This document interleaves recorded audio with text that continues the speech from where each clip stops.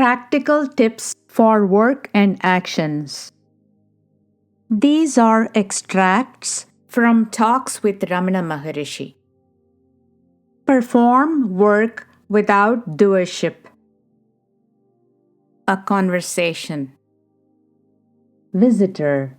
How can anyone reconcile such activity as self-enquiry with the wage earning, which is a necessity for worldly people? Maharshi. Actions form no bondage. Bondage is only the false notion, I am the doer. Leave off such thoughts and let the body and senses play their role unimpeded by your interference. Another conversation. Maharshi. One must realize that he is not the doer, but that he is only a tool of some higher power.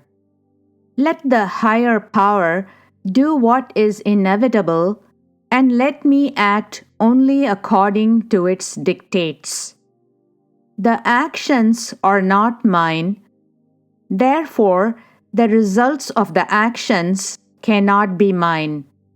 If one thinks and acts so, where is the trouble? Visitor. The Gita was taught for action. Maharshi.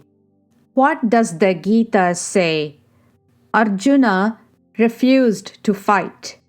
Krishna said, so long as you refuse to fight, you have the sense of doership. Who are you to refrain or to act? Give up the notion of doership. Until that sense disappears, you are bound to act. You are being manipulated by a higher power. You are admitting it by your own refusal to submit to it. Instead, recognize the power and submit to it as a tool. Or, to put it differently, if you refuse, you will be forcibly drawn into it. Instead of being an unwilling worker, be a willing one. Rather, be fixed in the self and act according to nature without the thought of doership. Then the results of action will not affect you. That is courage and heroism. Thus, inherence in the self is the sum and substance of Gita teaching. Finally, the Master himself added, if a man be established in the self, these doubts would not arise. They arise only until he is established there. Visitor. Then, of what use is such reply to the enquirer? Maharshi. The words still have force and will surely operate in due course. Another conversation. A devotee asked about Karma Yoga. Maharishi said that the man should act as an actor on the stage. In all actions, there is the Sat, reality, as the underlying principle. Remember it and act.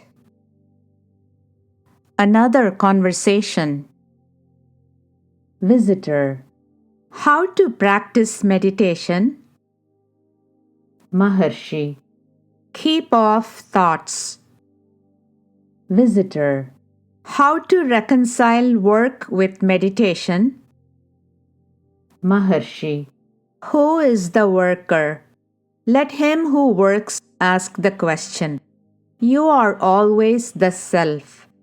You are not the mind. It is the mind which raises these questions.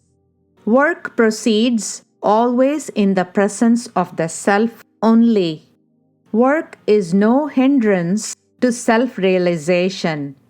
It is the mistaken identity of the worker that troubles one. Get rid of the false identity.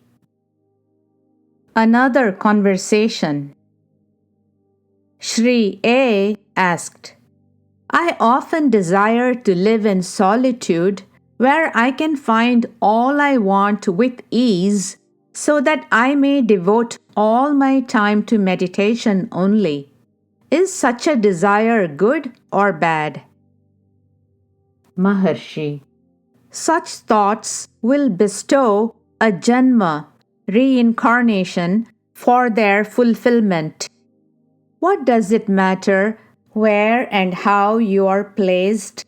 The essential point is that the mind must always remain in its source. There is nothing external which is not also internal. The mind is all.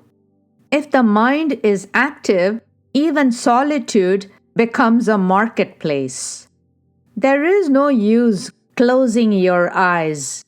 Close the mental eye and all will be right. The world is not external to you. Good persons will not care to make plans previous to their actions. Why so? For God, who has sent us into the world, has His own plan, and that will certainly work itself out. Another conversation. There are some buildings in the ashramam. They used to have some plan which somehow could not be followed in its entirety.